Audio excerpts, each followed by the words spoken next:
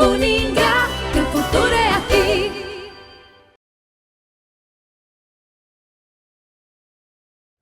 Olá, alunos! Tudo bem com vocês?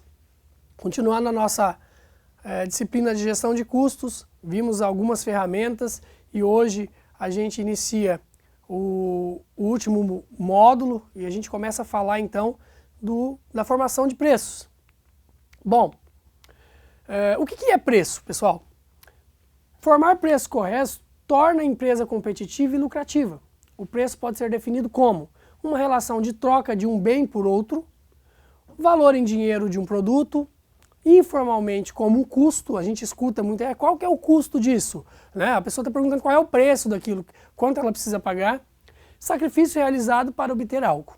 Então, a gente tem algumas definições aí de preço.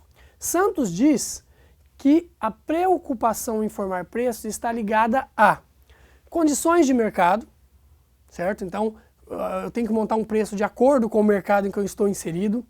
Concorrência e suas características, preciso montar um preço muito competitivo, né, para conseguir vender e me manter no mercado.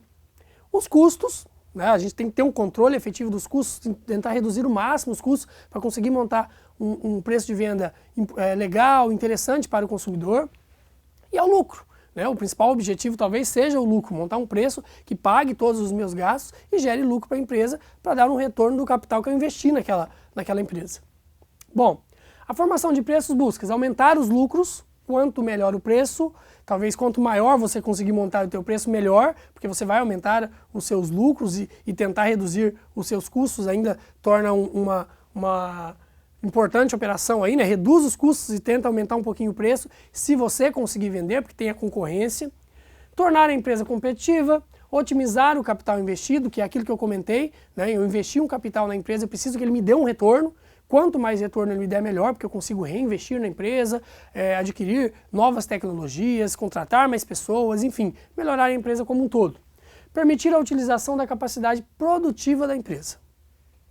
Nesse item aqui, o que significa? Bom, se eu tenho um preço legal, um preço interessante, que chame a atenção do consumidor, ele compra, quanto mais ele compra, mais eu vou precisar produzir, mais mercadoria eu vou precisar adquirir. Então é um ciclo, funciona de forma positiva para todo mundo. Bom, fatores que interferem nos preços. Qualidade do produto em relação à necessidade do mercado consumidor.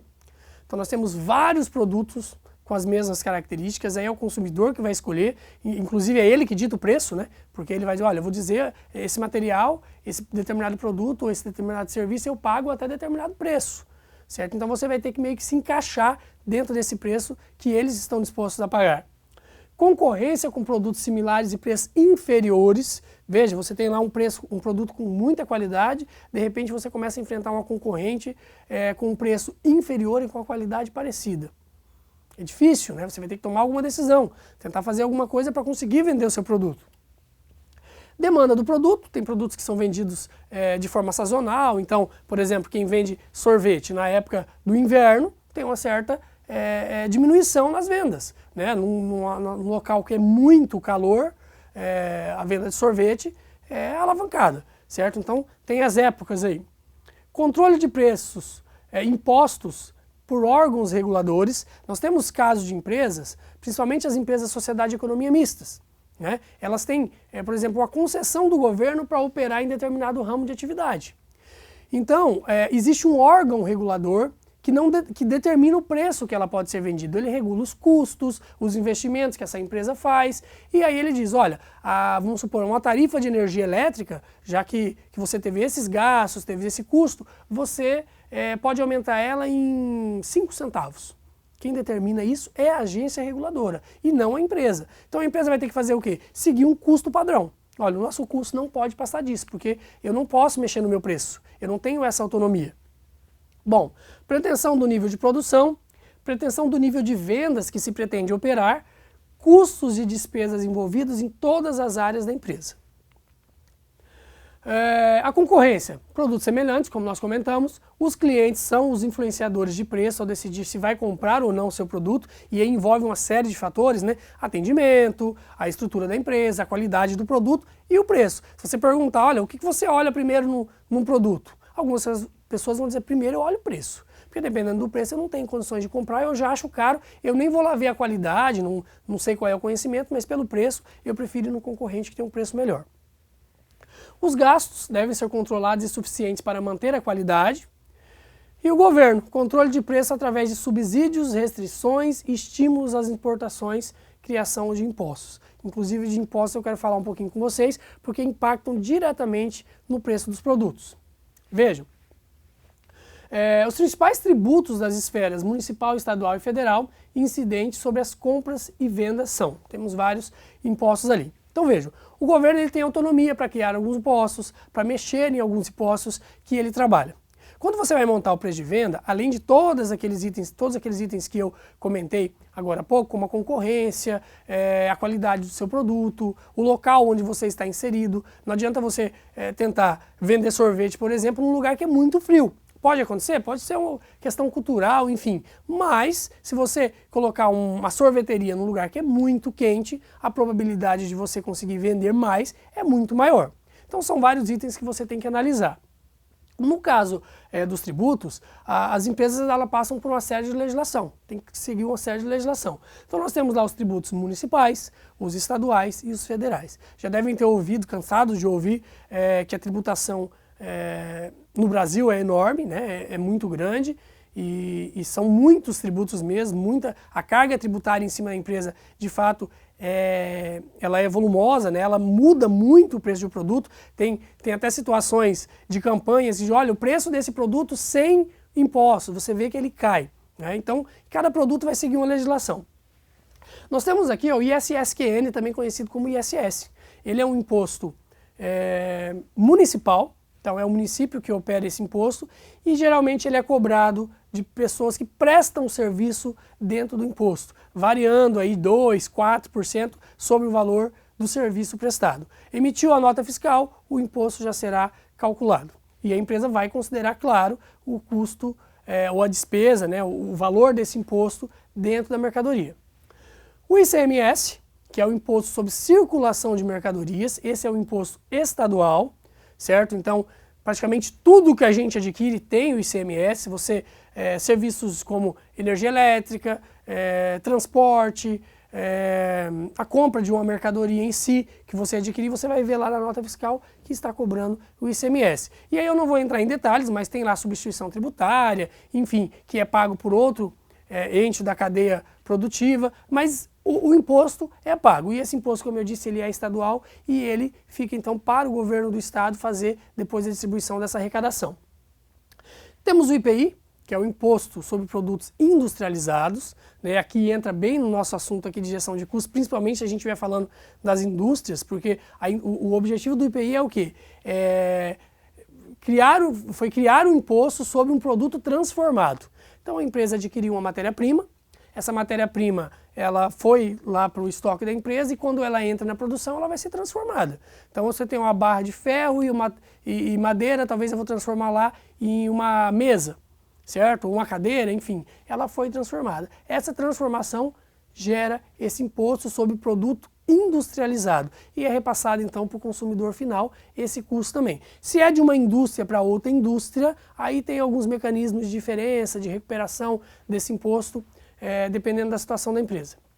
O PIS sobre faturamento, já devem ter ouvido falar do PIS, que é o Programa de Integração Social. Embora a gente ouça dizer, né, que há determinado categoria de empregados aí que recebem até determinado salário, vão receber um abono que é o PIS, certo? Sai daqui, ó, do bolso da empresa e do consumidor, porque a empresa inclui isso no preço do produto e ao vender essa mercadoria, você está pagando o PIS também. Não são todos os impostos, não são todos os produtos, depende da categoria, mas a grande maioria tem esse imposto lá destacado. O COFINS, que é a contribuição para financiamento da Seguridade Social, é mais um imposto que é apropriado ao produto, alterando o preço desse produto. Bom, nós temos imposto, né, o tributo cumulativo e o tributo não cumulativo. Vou voltar um pouquinho aqui, ó, no ICMS. Quando a empresa adquire mercadoria, pessoal, se ela adquire mercadoria de uma empresa que paga ICMS, essa empresa já destaca o valor do ICMS numa mercadoria. Essa mercadoria, então, já teve um valor taxado de ICMS. Quando eu, que sou a empresa que adquiri daquela outra que já pagou uma parte do ICMS, for vender a minha mercadoria, eu vou calcular um novo ICMS. Nada mais justo do que eu descontar o que já foi pago. Esses são os impostos, então, não cumulativos. O que for cumulativo vai calculando imposto sobre imposto, certo? E aí vira um ciclo e eu comprei a mercadoria, não vai descontar nenhum ICMS, por exemplo, eu vou calcular um novo ICMS sobre o meu preço de venda. Já foi cobrado lá atrás e agora eu vou calcular um novo. Esse é o cumulativo, ou seja, ele acumula. Para saber se é cumulativo ou não cumulativo, tem uma série de regras e legislação para seguir, tanto da Receita Estadual, Receita Federal, enfim, que a gente pode pesquisar para conseguir descobrir se é cumulativo ou não cumulativo. Isso é uma parte mais contábil. Bom, veja um exemplo aqui, ó. Considere uma empresa que adquire 100 kg de determinado produto por R$1.000. Neste valor, há 120 de ICMS sobre a compra. Ao vender essa mesma mercadoria, a empresa fatura R$2.500. Tanto na compra como na venda, a mercadoria foi tributada em 12%. Então nós temos aqui a compra de R$1.000 e tem um ICMS ali de 12% de R$120. Depois nós temos a venda de R$2.500 dessa mesma mercadoria que eu comprei por R$1.000 e aí eu apurei um ICMS de R$300. Se é um imposto não cumulativo, vai funcionar assim, ó. Eu tenho a compra R$1.000 e um ICMS de 120. Este ICMS que eu já paguei para o meu fornecedor, ele vira um crédito para mim. Quando eu vender a mercadoria e apurei o meu ICMS de R$300, eu vou descontar esses R$120 e ficaria daquela maneira. Bom, então eu tenho um crédito de R$120 da compra da mercadoria que eu fiz e tenho um ICMS a pagar de R$300 da venda dessa mesma mercadoria que eu também fiz, a minha empresa fez.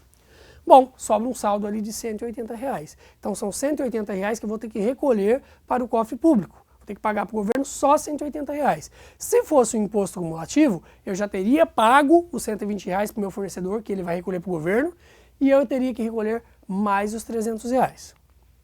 Bom, a próxima aula é a nossa última aula. Nós continuaremos falando da formação de preço e veremos uma das formas corretas de conseguir calcular o preço de venda. Vamos falar um pouquinho sobre o markup. Vocês vão ver que é bem interessante por quanto eu tenho que vender a minha mercadoria. Olha, eu tenho todas essas despesas, esses gastos, e por quanto eu preciso vender. Porque vejam, como eu falei aqui dos tributos, conforme eu vou aumentando o preço, vai aumentando também os tributos, já que são em percentuais. Então se eu vou vender uma camisa por R$100, eu vou pagar 18%, por exemplo, de ICMS. São R$18 de ICMS. Então eu vou vender por R$200, já são R$36 de ICMS. Então existem fórmulas para isso e nós veremos na próxima aula. Até lá!